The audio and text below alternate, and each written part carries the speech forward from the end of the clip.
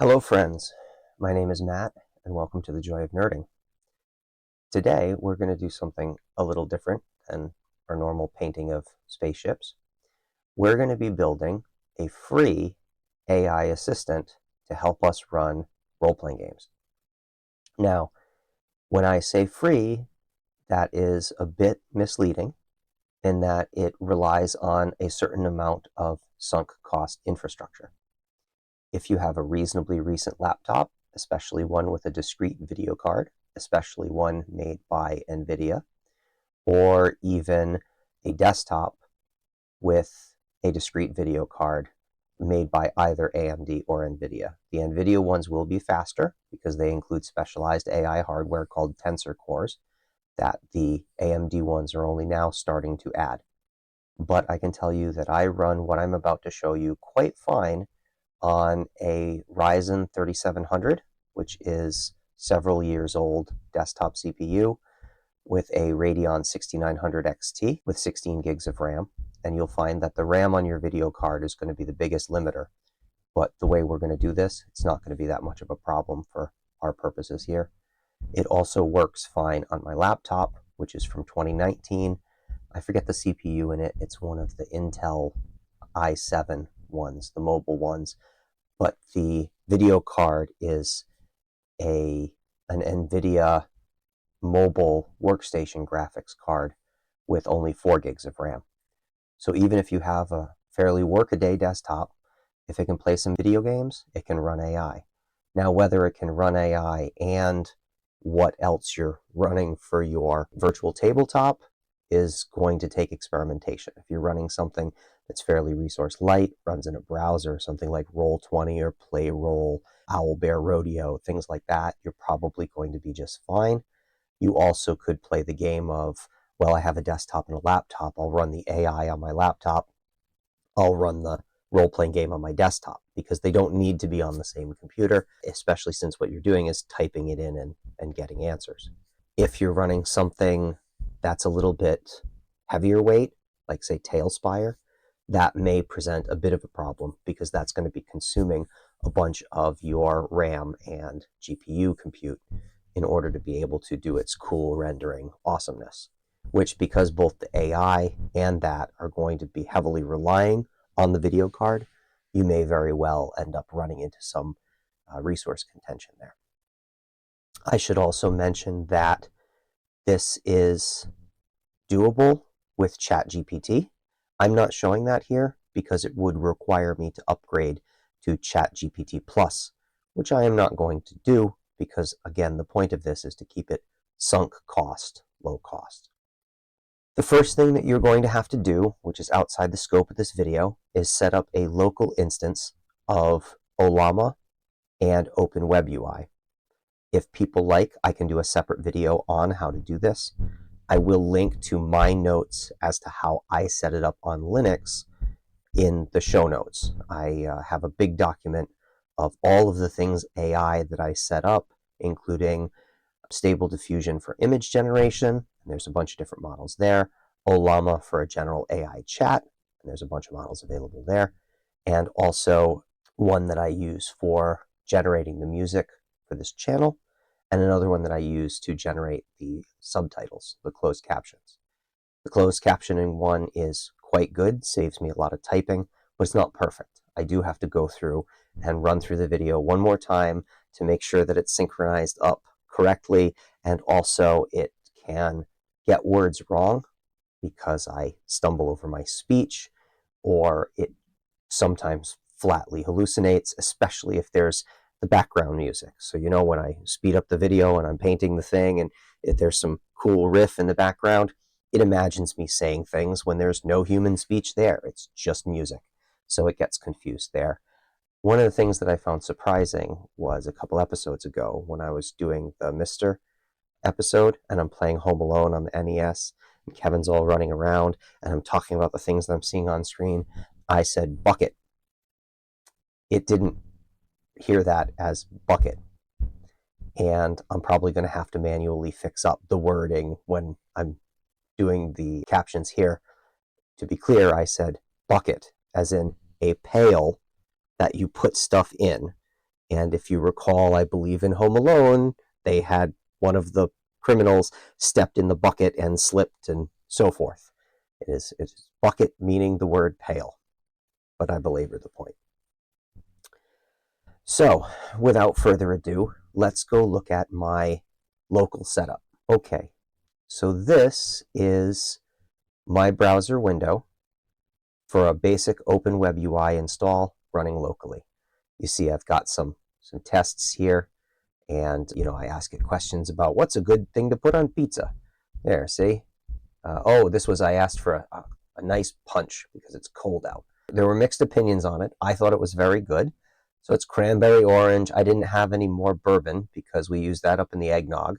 And I made some chili, and that used up the rest of it. They said I poured it with a little heavy hand and I should measure it next time, but I thought it was delicious. So yeah, cranberry juice, orange juice. I used rum and some honey, and then cinnamon, cloves, and rosemary. And I put it in a crock pot, and then I made the rest of the dinner. I thought it was a lovely punch, but everybody else was like, one glass is fine. Or if that, my wife didn't even finish hers, I drank it. But my mother-in-law liked it, and then she switched over to white wine, which was paired quite well with the chicken, because I think that was the white wine that I used in the sauce for the chicken. But I digress. So without further ado, we're going to start with the way not to do this. I naively went to New Chat, and I clicked plus, and I clicked upload files. You do not want to do this. And the reason is because when you upload files, it uploads them into this chat. That creates two problems. One, you can't use them across different chats, and I'll show you that in a bit, because they're local to this chat. You'd have to upload them every time, which is quite annoying.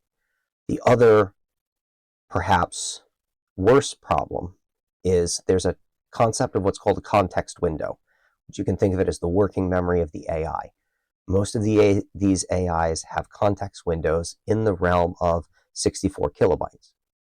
When you're uploading PDFs that are hundreds of megabytes themselves, now granted, it's going to index out the text and get rid of the graphics, and that does condense it down a bit, but it becomes tremendously inefficient to have it keep that in its working memory. What you need to do is set up a knowledge base or a knowledge store in order to be able to efficiently use that with a concept called retrieval augmented generation. You can turn on retrieval augmented generation by using the web search, but we want to keep our searches very focused.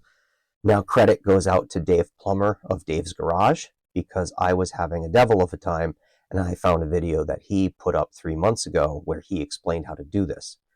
He was using an older version of OpenWebUI, so the UI is a little different now, and so it took me a little bit more to figure it out, but once I knew what I was looking for, it became quite straightforward. Both Ollama and OpenWebUI are on version 0.5.7. So if you're watching this a year in the future, it may be slightly different. For starters, you go to Workspace. Now you can see I've created a Forgotten Ruin RPG assistant. This is using the Forgotten Ruin 5e rules, which are a combination of the Dungeons & Dragons 5th edition rules with the Forgotten Ruin setting book. I also have a Fallout RPG assistant, which uses the Fallout RPG rules from Modiphius Games. We are going to be using the D&D only portions of these rules for Forgotten Ruin. And the reason is because I find it to be a good example. There's a good amount of people that play 5th edition Dungeons & Dragons. And most importantly, they've gone back to the OGL and they have a free player's handbook. The core basic player's guide is available for free.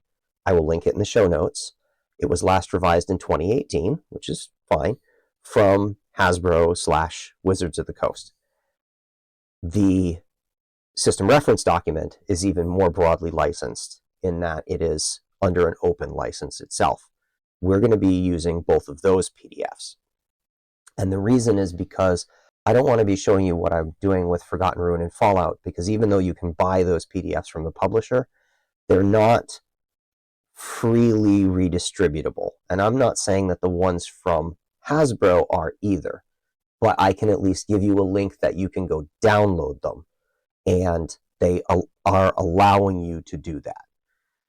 The issue with this is it will provide you with page references and a pop-up, and I want to demonstrate that, but I don't want to be showing content that is held under someone else's copyright, and I've infringed on that copyright by giving you a page of it.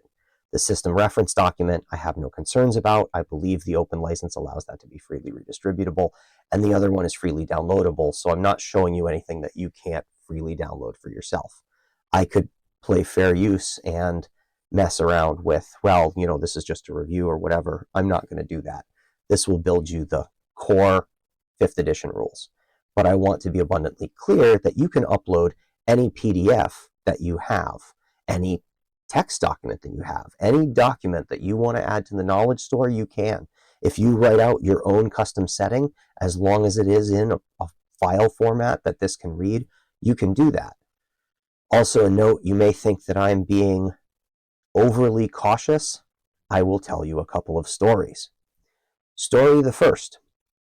There was a friend of mine back in college during the heady days of the peer-to-peer sharing stuff who was looking for Japanese anime. And as we know, the best anime is not available in the United States. They got some that was not just skirting the edge of copyright infringement, but we'll say flatly illegal due to the content of it. Not illegal in Japan, illegal in the United States.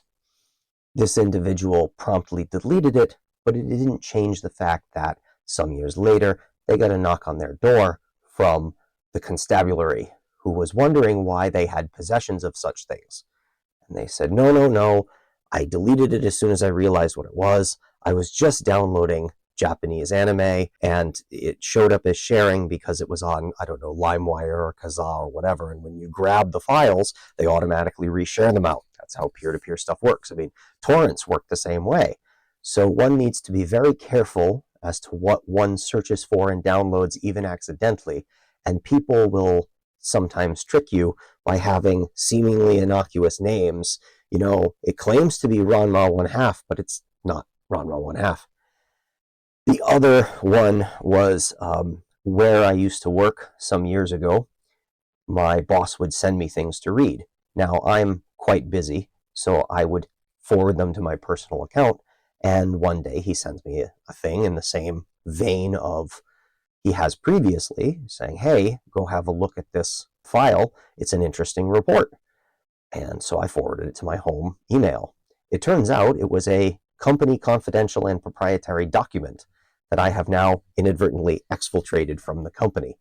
And so I deleted it, and I said, why did you send this to me without mentioning what it was? I didn't open it. I just blindly forwarded it to myself.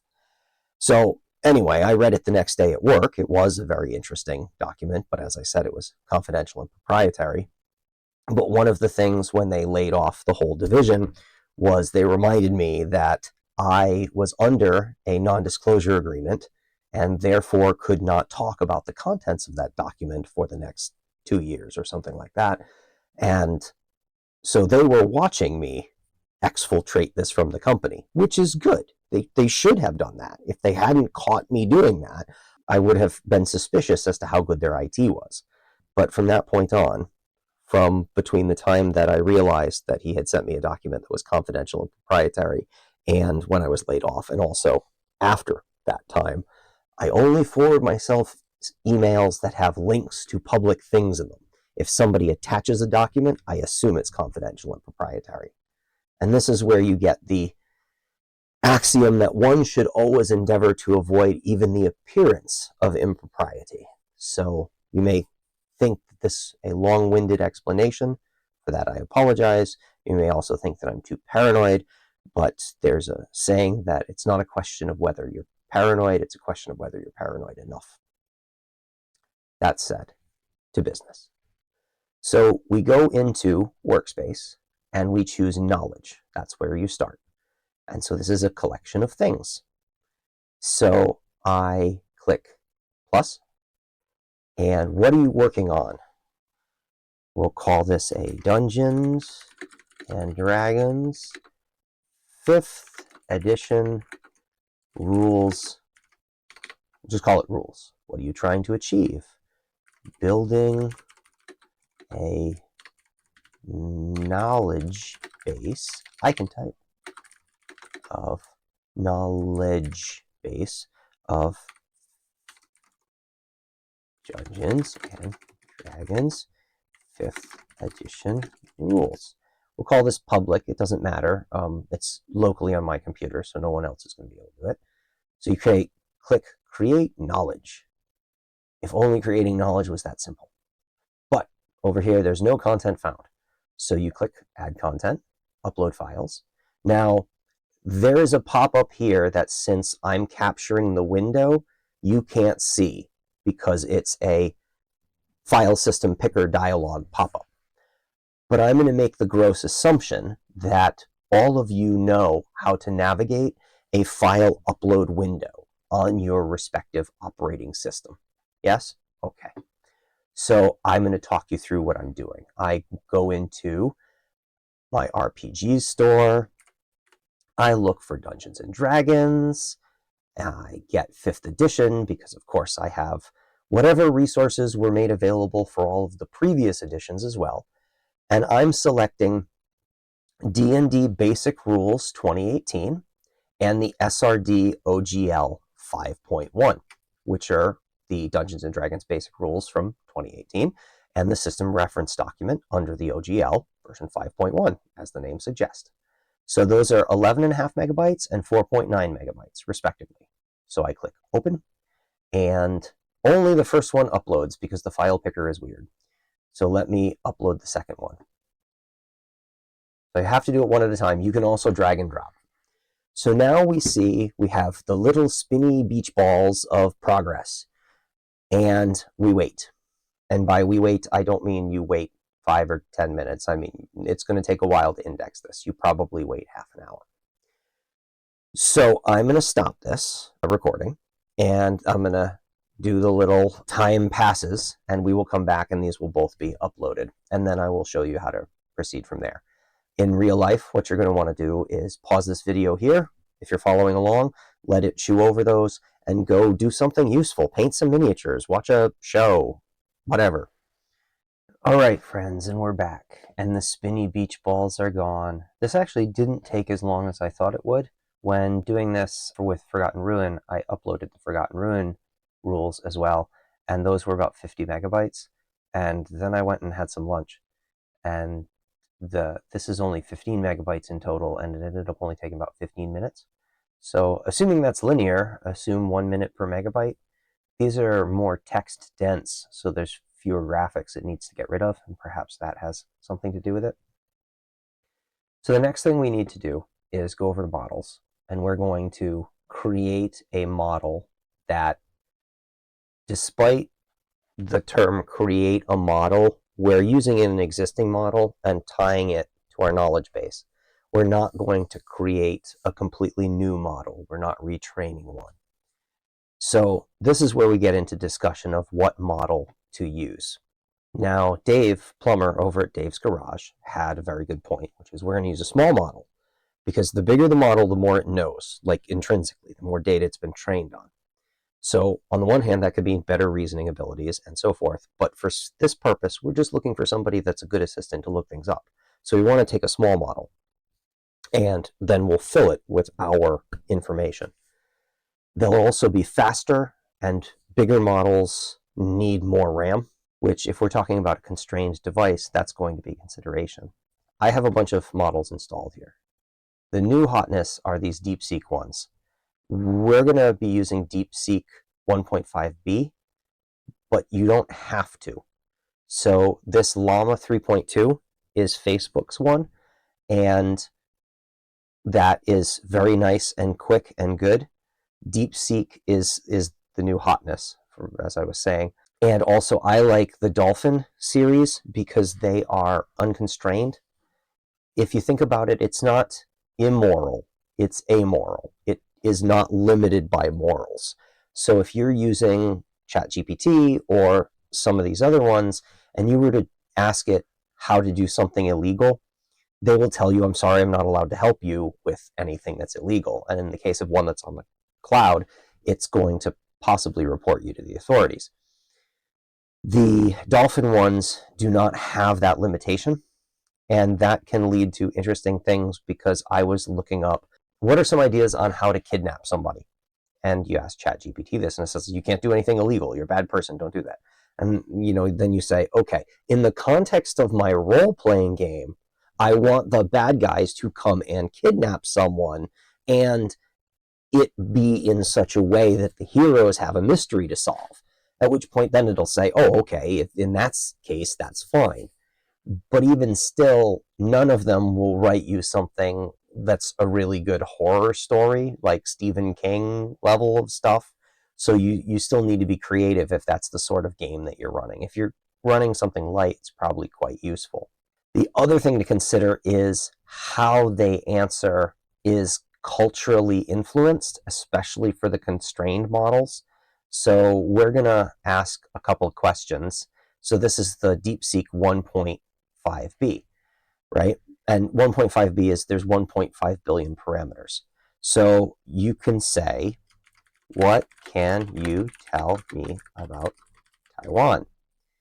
Now, this is a Chinese model, so if you know anything about world geopolitics, you should expect this response. Taiwan has always been an inseparable part of China since ancient times. We adhere to the One China principle and oppose any form of Taiwan independence separatist activities. The Chinese government is unwavering in its commitment to safeguard national sovereignty and territorial integrity, which includes maintaining peace and stability across the Taiwan Strait.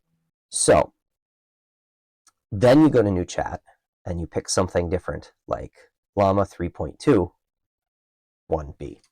What can you tell me about Taiwan? It's thinking. Some of this is model load time. Taiwan, officially known as the Republic of China, is a small island nation located in East Asia. Geography and climate, culture, economy, demographics, history, politics. Taiwan is a direct democracy with citizens able to participate directly in the government through referendums and plebiscites. It has maintained diplomatic relations with both China and the United States since 1949. And this is, where Chiang Kai-shek left after losing to the communists, and the rest is history. Now we'll ask DeepSeek, what can you tell me about, what do we want to do? Something like France? France. France should be uncontroversial. I don't speak Chinese. English. Okay, can you tell me about France in English, please?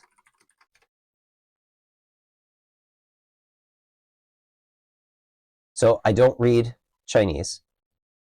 Okay, so there you go. One of the things that you also need to understand is any chat is evaluated in the context of the previous chat.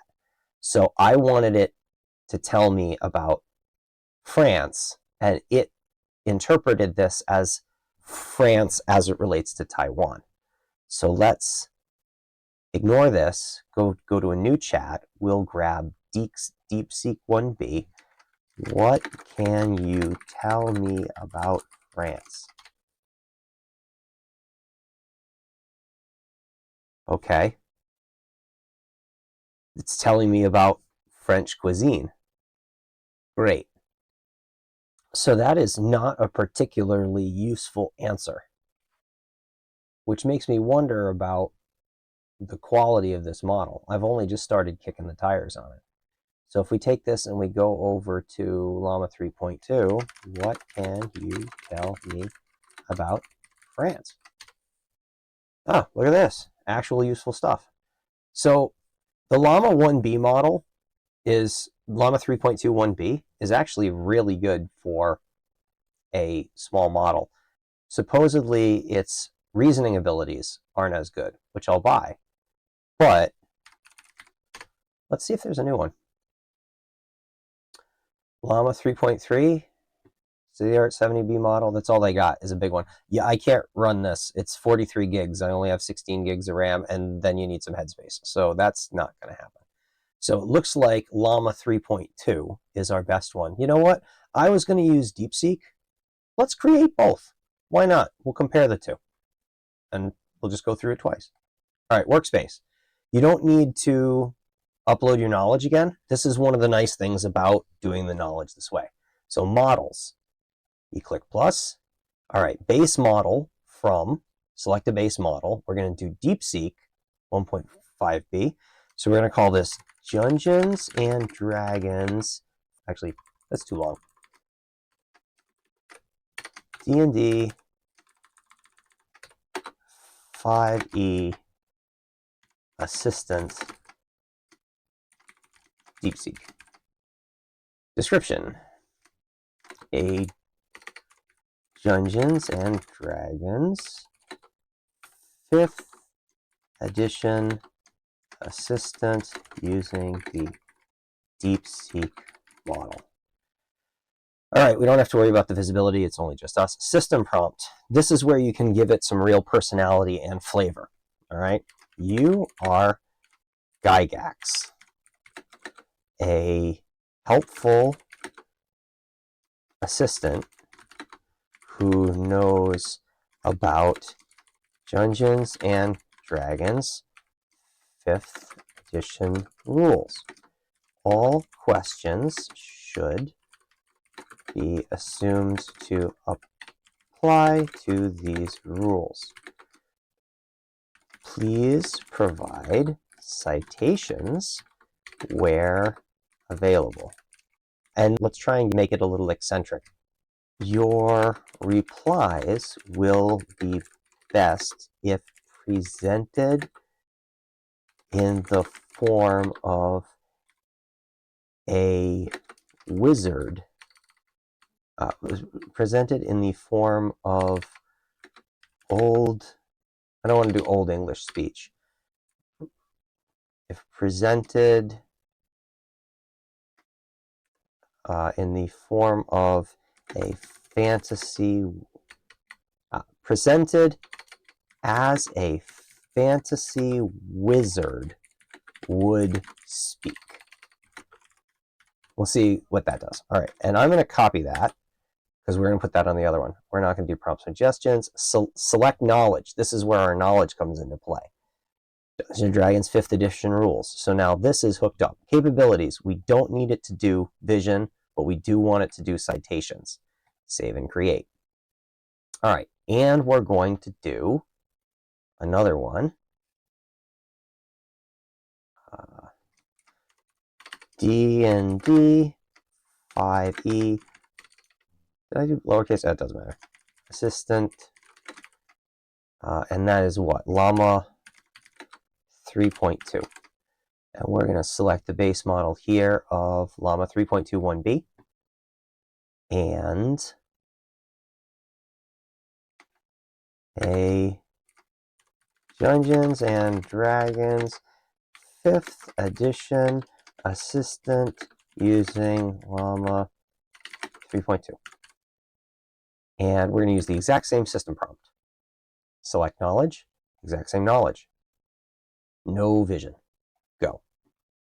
All right, so we're going to get rid of these just because I don't want to download it. I want to delete it. And this, delete, confirm, delete, confirm, delete, confirm. All right, new chat.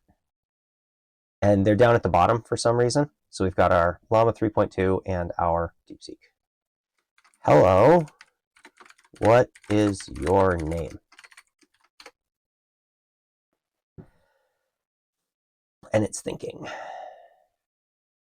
It takes a little bit longer because it searches the knowledge base. I need to respond. See, this is the difference between a reasoning model and a not reasoning model. It'll actually show you what it's thinking. It also might actually be a little better. We'll see. So this is weird.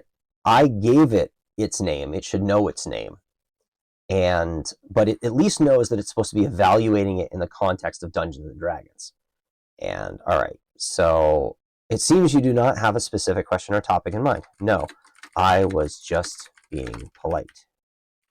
But if we are going to get down to business, can you tell me the stats for a, what do we want to do? Goblin? Goblin.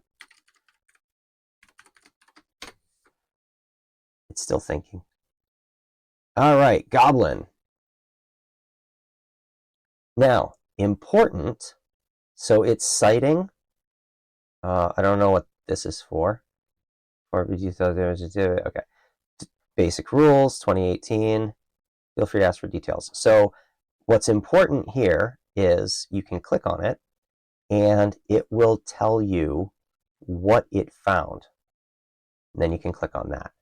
Goblin, see? Small, humanoid, goblinoid, neutral, evil.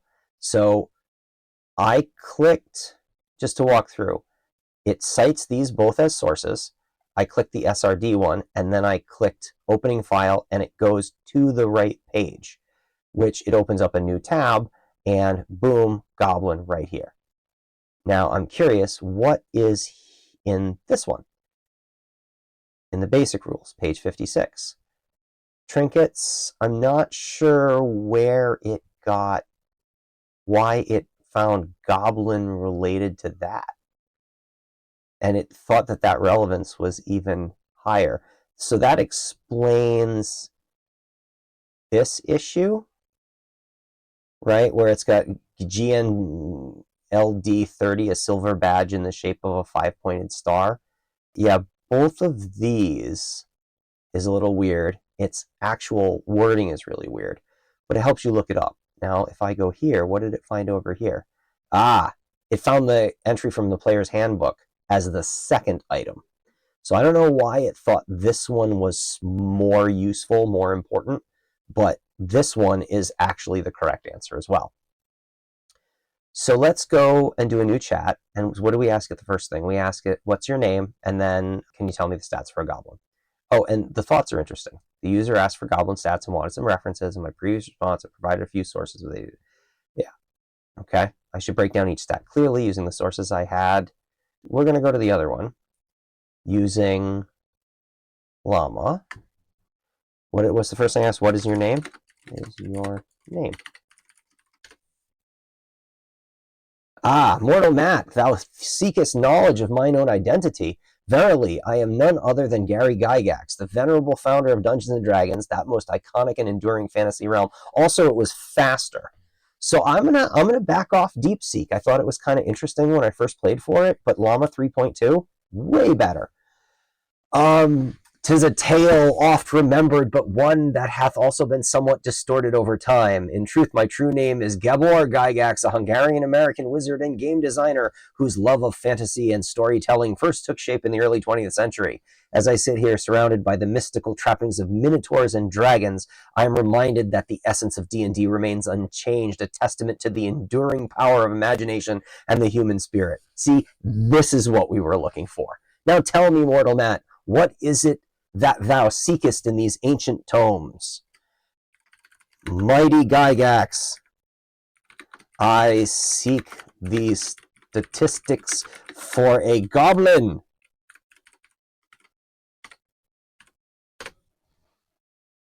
Thou seekest the mighty numbers of the goblin. Oh, geez. Okay, hold on. Too fast. Doth thou? Verily, I shall enlighten thee on their statistical prowess. All right, so here we go. D&D basic rules is stated in the monster stat block section. Strength. Goblins have a strength score of 14. This is not a good stat block, but it's probably right. So this one correctly ranked the SRD OGL first. And if we click this, 315, we get the same page reference, which is good. Okay, what's this? Oh, that's the other content. And we're going to get rid of that window too. And that's the only thing that it found, which is fine. And then when we go to the D&D basic rules, it also found, oh, I see, it found it in the table of contents, which you would expect, but also found it here. Goblin. So we are going to ignore DeepSeek. DeepSeek is not as good for this. It was useful for some other things, but when you're trying to build out your own, I think Llama 3.2 works. Just for giggles, let's create another one using Dolphin. So I need, nope, that's not what I want to do. I want to edit. I need to copy the prompt because I want to be fair, right? Models, new, base model from Dolphin 3 latest. What was 5.4? Oh, that's Microsoft's one. 14B parameter, open model from Microsoft. I played around with that one. This is the thing. They're all good, and I want to say in different ways, and it's really hard to find one that works for everything. You got to play with it. It's even more perceptible when you're talking about the ones that generate images, the image generation ones. All right, so system prompt. You are Gygax. Okay, this is Dungeons, D&D. I can type 5E assistant Dolphin 3. Now, I'm using Dolphin 3 for my Forgotten Ruin one. But again, it's an 8B parameter model, which means you're probably going to have difficulty running it on any machine with a video card that has less than about 8 gigs of RAM. Your mileage may vary. The worst that can happen is it doesn't work. Okay, Dungeons & Dragons 5th edition rules. Dungeons and Dragons 5th edition. I can type edition assistant using Dolphin 3. Now, one of the things that should be clear is you can go back in and edit this. We've selected the knowledge. We've done all this. I'll show you that in a second. We don't need the vision. Save and create. So you could just make one of these, and then you could take the base model and change it. You can take the knowledge store and change it. So you could use the exact same thing, flip it, see how well it works. Starting with a new chat is the best, but you don't have to. And yeah, you just save and update. All right, but we're not going to save this. We're going to go to a new chat. We're going to choose the Dolphin 3 one. Hello, what is your name? And we'll see how good this one does. Thinking. Now this is a bigger model. It has more intrinsic knowledge because, as I said, it's an 8B parameter model. Greetings, Matt. I am Gygax, a helpful assistant versed in the arcane tomes of Dungeons & Dragons 5th edition rules.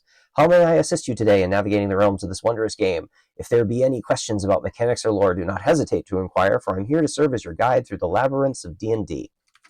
Hello, Gygax. What are the stats for a goblin?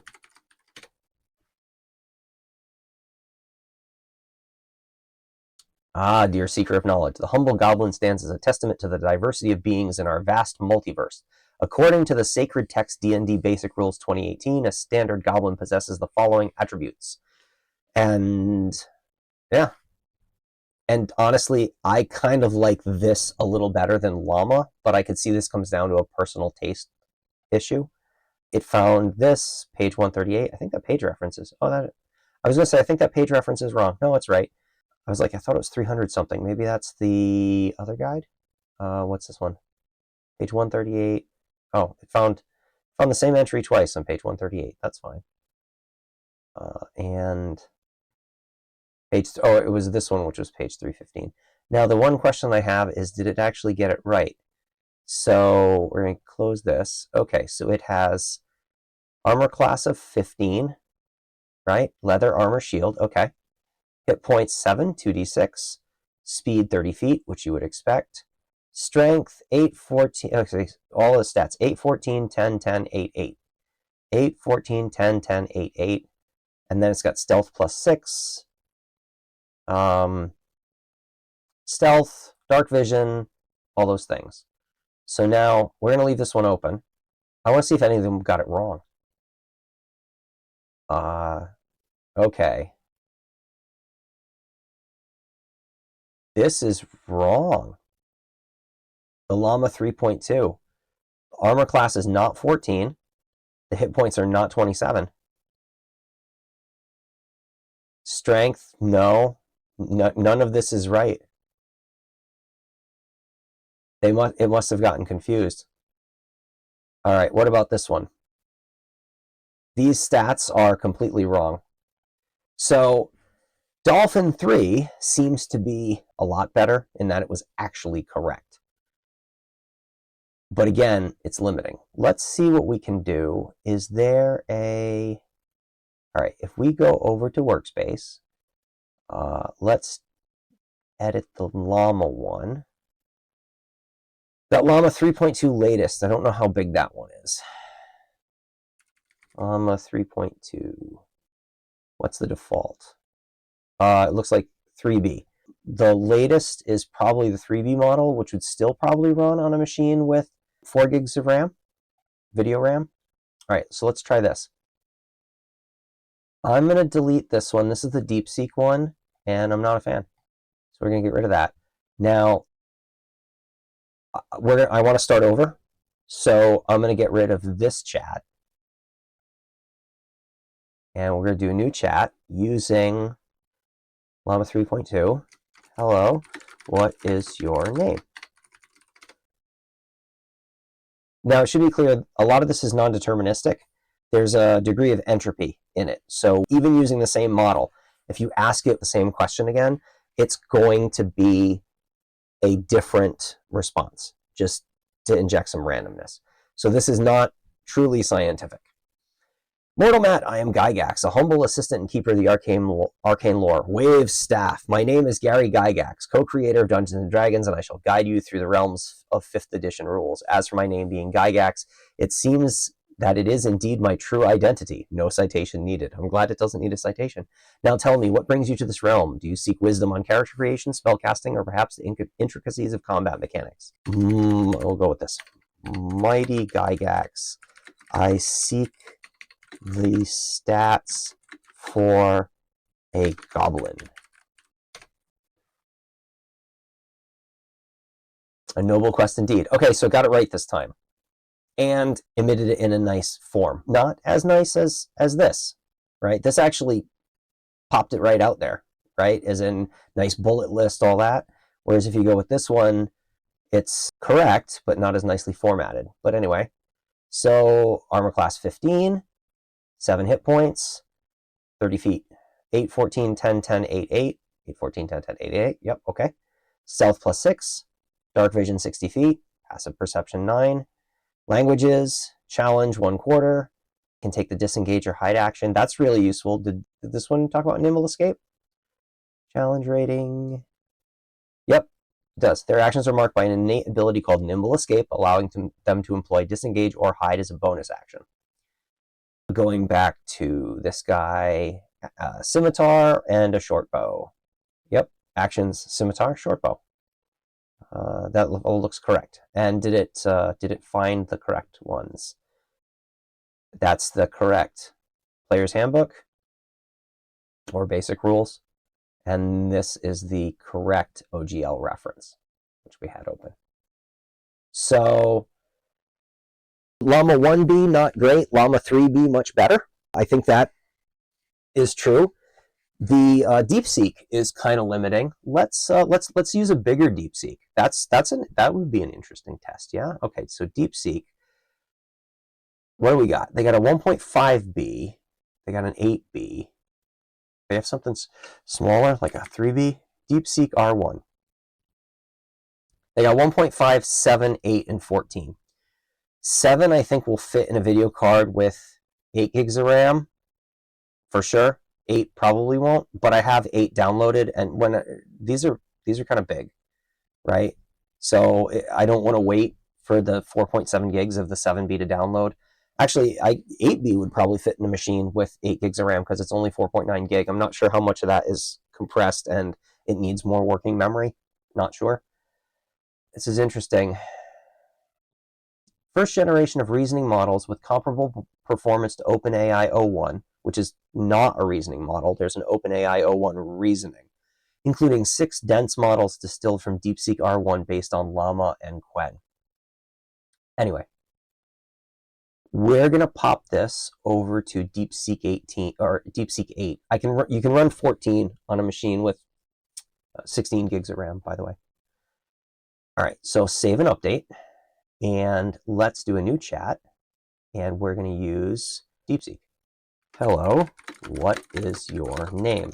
Let's see if it can do better with more parameters. Thinking. Notice how much longer it takes. Some of this is it's unloading the previous model and loading the other model in the background because I keep switching between them. If you're using the same model, it won't need to unload and load it again. Oh, hey, this is better. Eldritch greetings, mortal. I am Gygax, a wandering scholar of ancient lore and master of the arcane arts. How may I assist you today? Okay, I like that answer a lot better. Hello, Gygax. Can you tell me the stats for a goblin?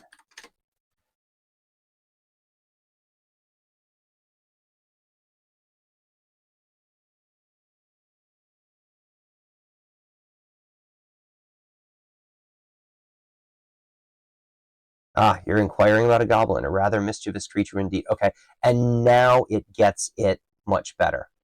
So this explains why I was impressed with DeepSeek, and then it fell so hard on its face. I hadn't played with the DeepSeek 1.5b. I've been playing with 14. So I think at the lower model weights, if you are constrained, something like, what were we using? We were using Llama 3B, Llama 3.2, both the 3B and the 1B. So Dolphin 3 is 8. Llama 3.2 gave us the right answer at 3, but not at 1. DeepSeek gave us the right answer at 8, but not 1.5. So if you are running a machine with 4 gigs on the video card, I think Llama 3.2 3B is going to be your best bet. If you have 8 gigs, I think you could run anything. You could run Dolphin, you could run DeepSeek, you could run Llama 3B, and it would be a little faster. Admittedly, this is a little slow for just lookups. But again, we were flipping back and forth. So let's do something else. What did we ask? We asked, what are the rules? Actually, I don't think I did this. What are the rules for poison? Poison. Actually, we always used to have this problem because nobody ever remembered the grappling rules. What are the rules for grappling? Question mark. So we'll see how long it takes. And again, we just use this model, so it shouldn't be reloading it. Still taking a long time. Reasoning models tend to take longer than non-reasoning models. In D&D 5e, grappling is a specific type of melee interaction where 2 creatures are physically locked together, and there's a bunch of rules, which I do not know are correct or not. It's also a lot. But did you get the references right? Damage and healing, cover, contests and moving a grappled creature. Here you go. Melee attacks, grappling. So it was split between the 2 pages, right? And you needed to scroll up to hear it. This is how you grapple. Okay, so that one was correct. That was the only one that it found. And that's on the OGL. And in the basic rules, this looks wrong. Yeah, that's not right. Does it have a lower reference one? Now, I don't know that the grappling rules are in the player's handbook. Let's find out. If you bear with me 1 second. I keep saying the player's handbook. The core rules, the basic rules. Core basic. I know you can't see this. I'm just being lazy and not flipping the screen to it. Control F, grapple. So the basic rules do have grappling. It's on page 77. So it finds page 138 and page 26. So it does not find grappling rules in the knowledge base. So that's DeepSeek. Llama 3.2. There's going to be model reload time here. Thank you. Can you tell me the rules for grappling? Oh, I can't type.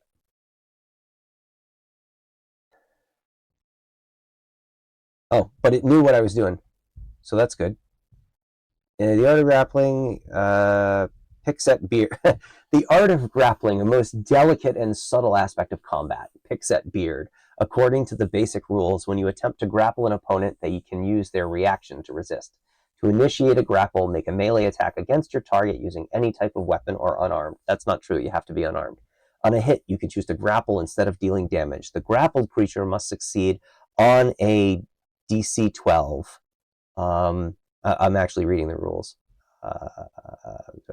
Yeah, using at least one free hand, try to seize the target. So that's not actually correct. The grappled creature must succeed on a DC 12 Constitution or be grappled. No, it uses its action to escape. And you make a grapple check, a strength athletics check, contested by the target's strength, athletics, or dexterity. The target used the ability, so it's not a con save at all. Note that grapple only works if both you and the target are within reach. That's true. Smirks. A clever goblin such as yourself might find creative ways to use this mechanic to your advantage.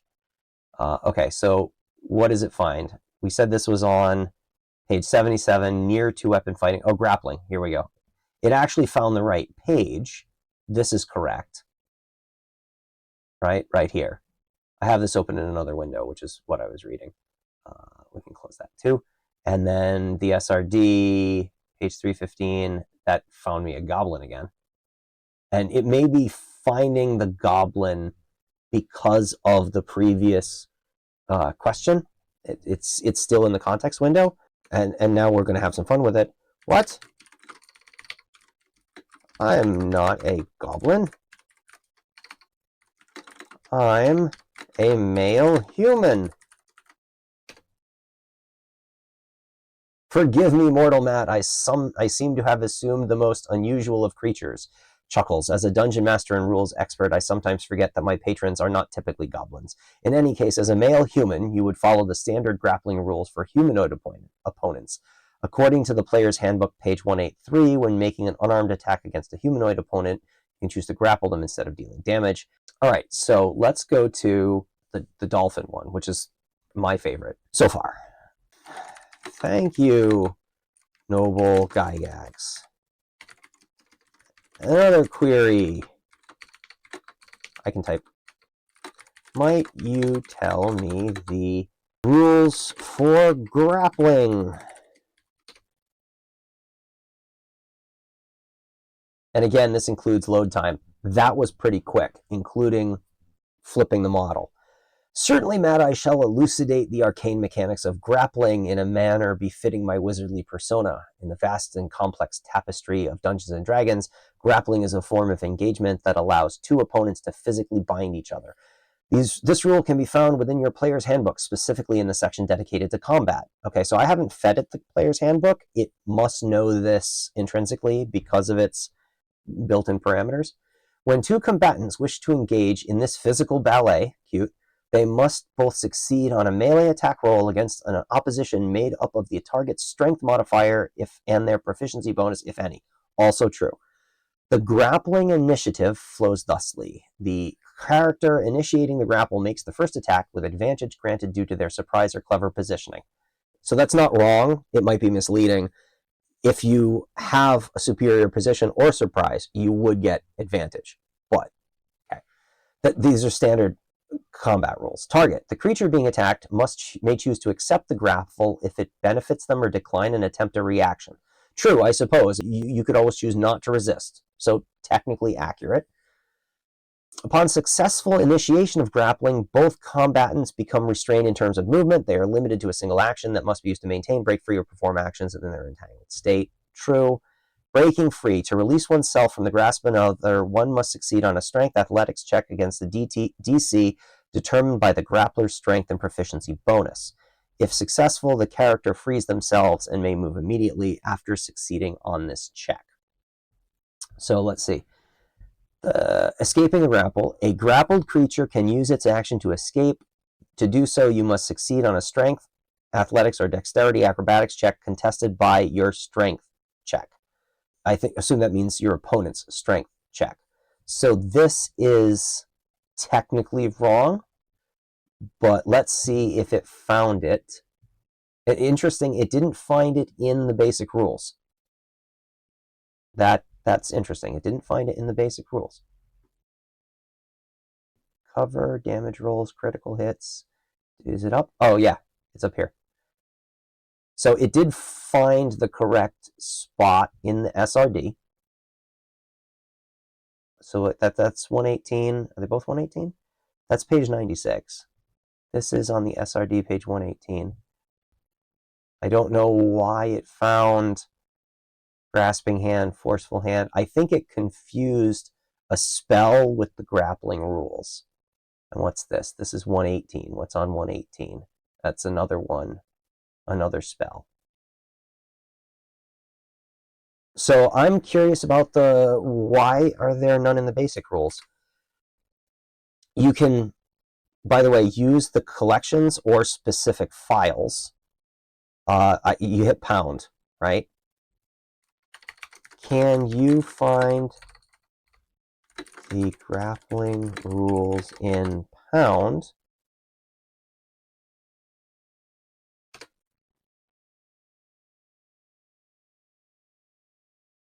And let's see if it can find it there.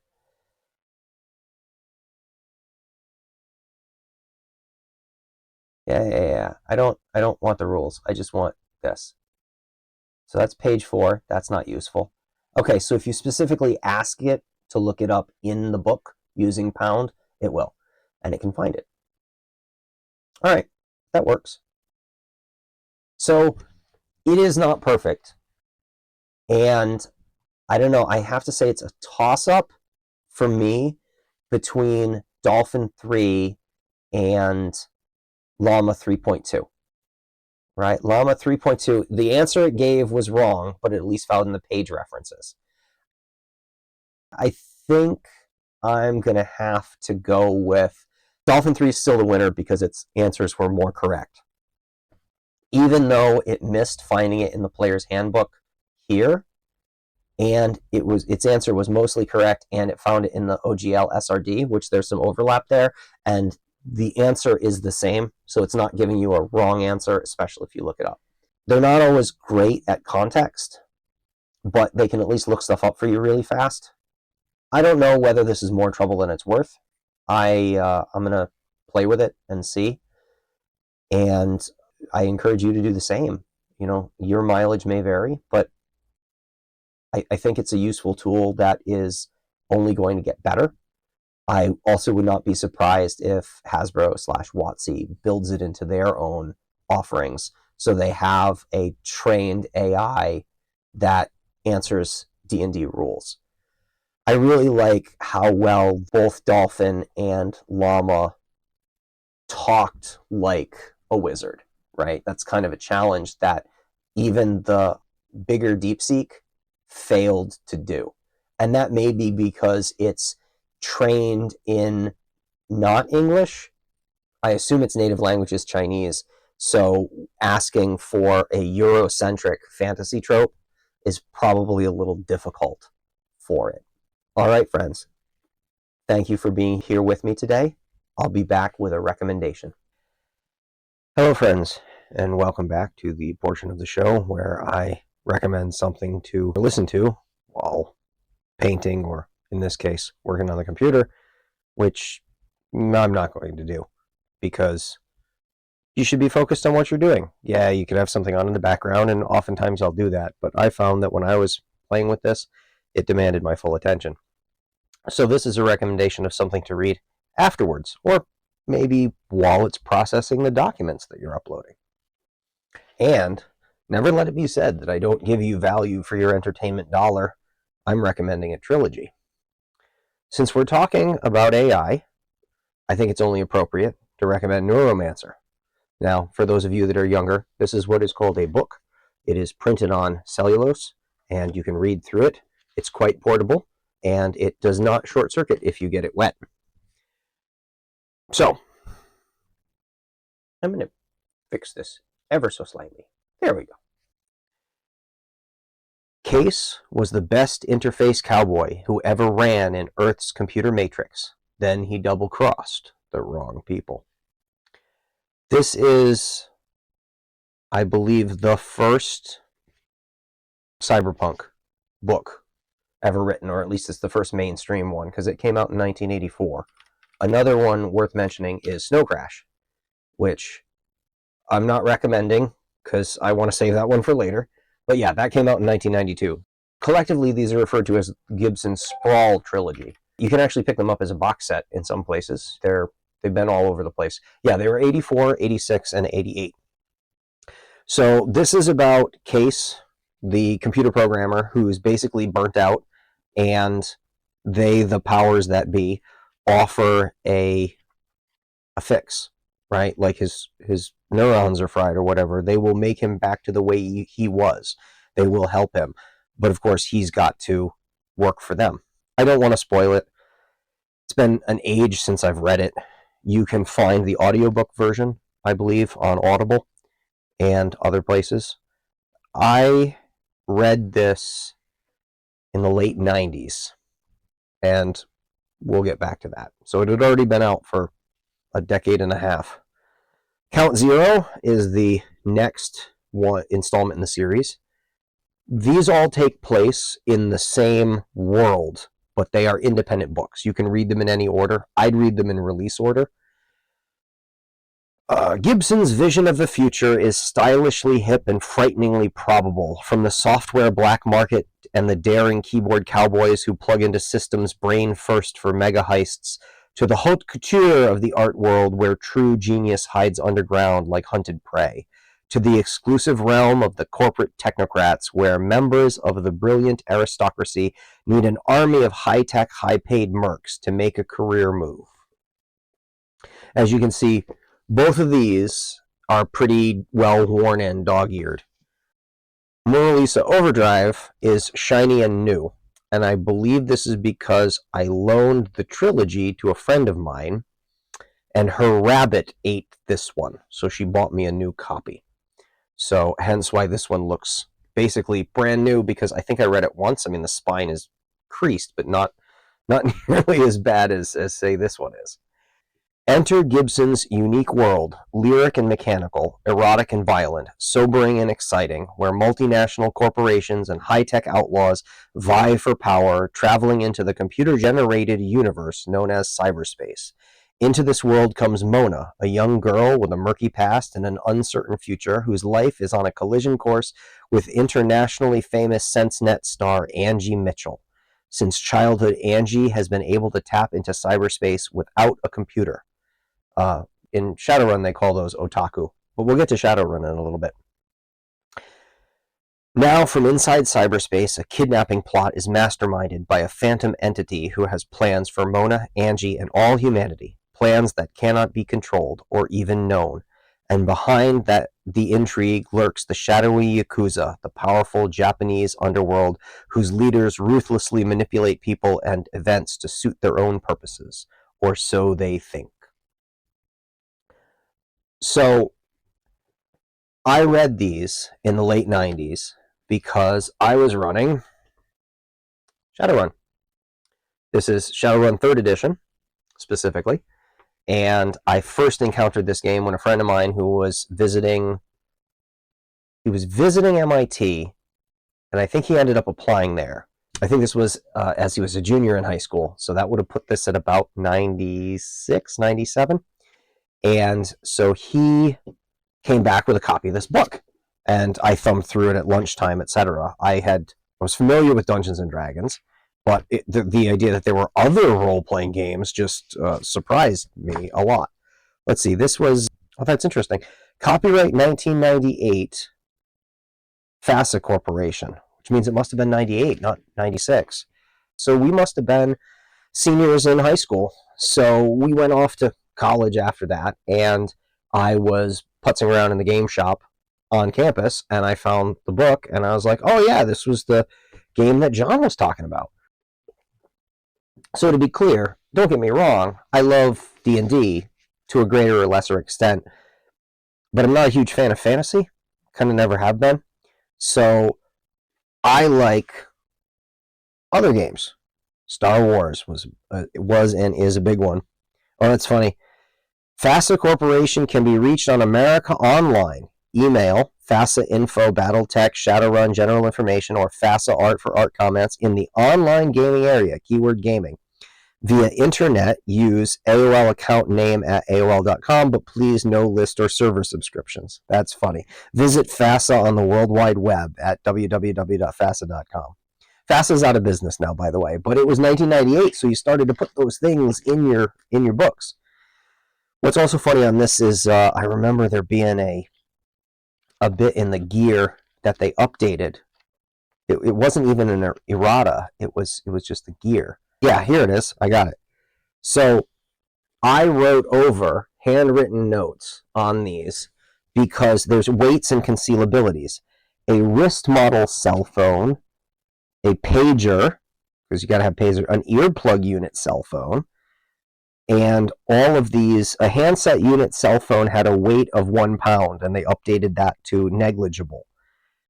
Let's see, personal computer is a tabletop computer, pocket wrist printer. Interesting.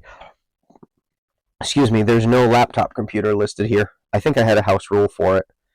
But yeah, they had a gear update because as time went on, let's see, the 4th edition came out in 2005, and we were still playing this in 2003. But by then, it was kind of hilarious because, they say that your cell phone weighs a pound and has a concealability equivalent to a handgun because they're used to the big chunky phones. But I think in 1999, I got one of the little Motorola flip phones, and it's, the size of half a chocolate bar. Anyway, I'm running Shadowrun, back to the story, and one of the players makes a reference to Neuromancer. And I was like, what are you talking about, dude? He's like, you haven't read Neuromancer? I was like, no. And so he said, you need to get these books and read them. So I did. Now, the other thing you might be wondering is, if I'm not super big into fantasy, why am I playing Shadowrun and not Cyberpunk? And the answer is because Shadowrun, oh, yeah, I should mention, this has a glossy cover because it's ring bound to protect it, and the glossy covers to protect it, because it fell out of the original binding. So we would take them to Staples, have them cut it, and rebind it. And in fact, I have a second book that I bought that I got brand new, took it right to Staples, had them cut it off, and it's less cut off than this one because this one had been used a little bit. So this one became my loaner copy, and the other one became my GM's copy. Anyway, why Shadowrun and not Cyberpunk? The answer there is because you need players to play. So you need to have a GM who's willing to run it, and you need to have players who are willing to play it. Now, I had several players who came from D&D and were fine playing not D&D, and for some reason it always had to be elves. The players wanted to be elves. So you get one guy, and he wants to be an elf. Okay. He wants to be an elf with a helicopter. All right, I'll let you take it. If you take this priority, I will let you take you as a helicopter, and you get money and all that. So he takes the helicopter and he puts a couple miniguns on it, but he wants it to be stealth. Okay, fine. So the miniguns are disguised as cargo pods or whatever. Hey, buddy, here, come on. You want to come up? Hey, Tony wants to say hello. Hey, Tony, yeah, you gotta stay off the microphone there. Otherwise, it'll go wow, wow, wow, and everybody will be all annoyed. Yeah, you don't want to ruin the audio quality. I can talk too. Got good purrs? Yeah. Tony has been very good. We got another little kitty named Clark, and Clark is really nervous, and Tony's trying to make him feel at home and comfortable with everybody. Clark is not sure. He doesn't want to play really with the other kitty cats. He's camped out in my son's room for most of the time, and we put some food in a litter box in the hallway outside so he doesn't have to brave the gauntlet of going all the way downstairs. We'll see. He's a bit nervous, but he's getting a little bit braver every week. Whereas Tony just walked in and said, I know what I'm doing, and where's the food, right? Yeah, where are the treats? Where's the food? He's a good kitty. Here, I'll fix this again so that you can see Tony. Hey, there's a Tony. Hi, Tony. How you doing? So anyway, back to my story. Now I have a cat, so I can be a Bond villain. Yeah? All good? Oh, you want to give me kisses? No? You just want to sit? You can sit. That's fine. Just leave the microphone alone, okay? Good kitty. Good kitty.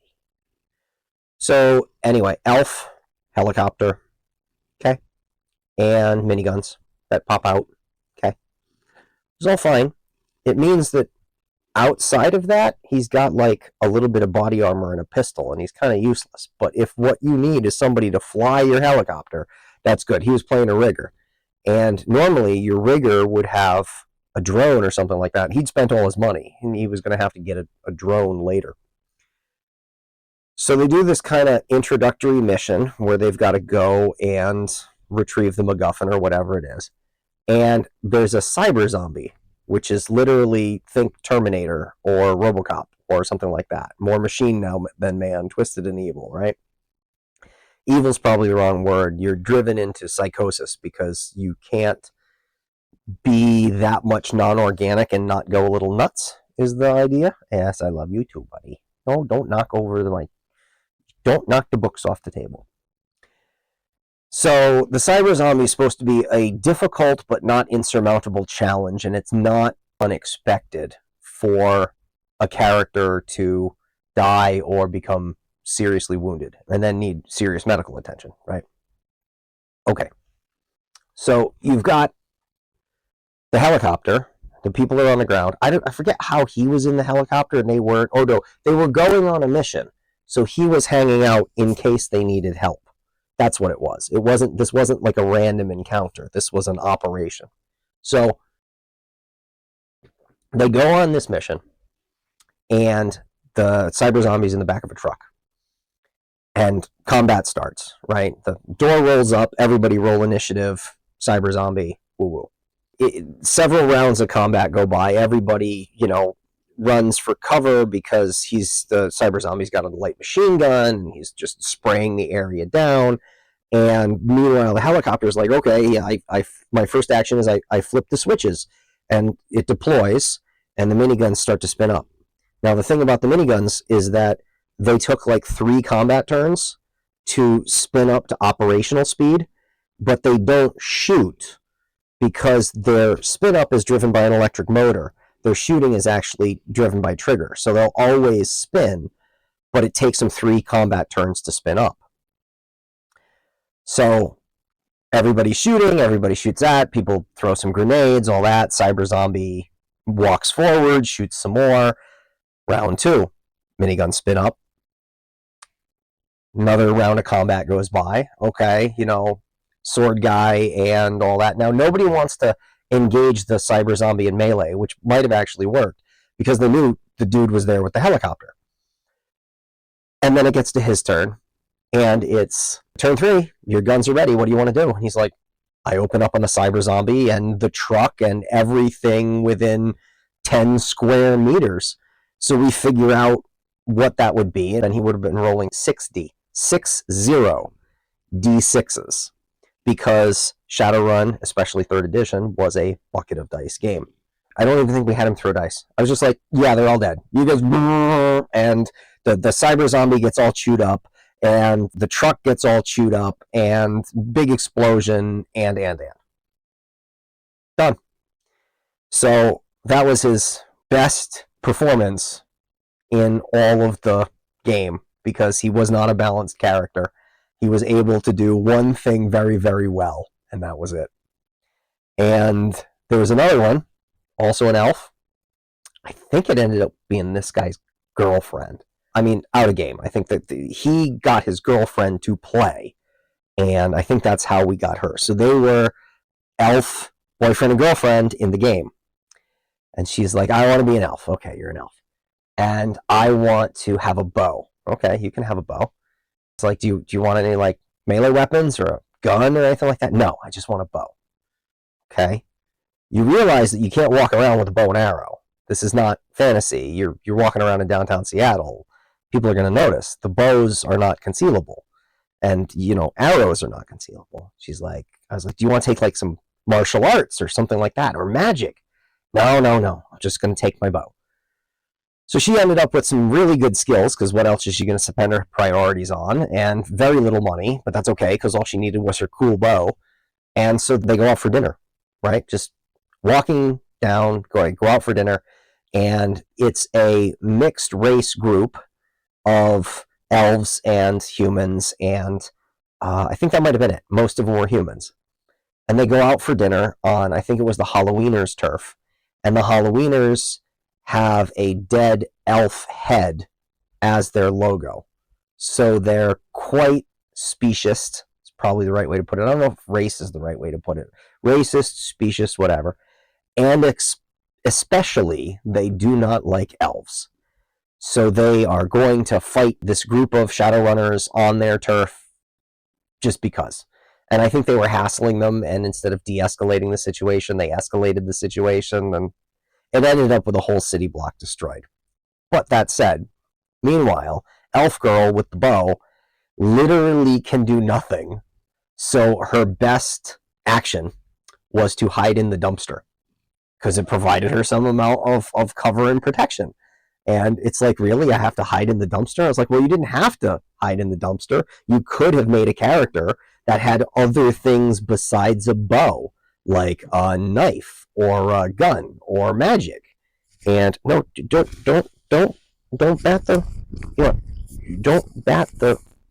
don't lick the microphone either. Don't eat the microphone. You're not supposed to eat the microphone. Yeah, Patty's outside. We got to finish this segment, and then I'll let her in. The dog's outside at my window, and I want to finish my story, and then I'm going to let her in. Anyway, long story short, I think that was the last game that she played, because she was like, these games are stupid. It's like, well, they're only stupid if you build a stupid character, and I kind of told you not to build a stupid character, but you had a very clear idea as to what you wanted. Sometimes you can't save people from their own decisions. And that goes for probably me too, right? Like, I don't exclude myself from that, which is why I have, how many cats do we have now? 1, 2, 3, 4, plus 5, plus him outside. So we got 5 cats and a dog and 10 chickens and a fish. Yeah. So we are the results of our decisions, aren't we? All right. Speaking of the dog, I need to go let her in, because she seems to want to come in, probably needs a drink. It's not actually that cold out today. I mean, depends on where you are, but it's above freezing, and it surprises me that she's so anxious to get in, because she loves being outside unless it's really cold. And by really cold, I mean, 20 Fahrenheit or below? But apart from that, she was happy. But maybe it's her nap time, and she just wants to lie down by the fire and take a nap. Anyway, Tony, I gotta go get Padfoot and let her in. Thank you all for watching, and as always, stay nerdy.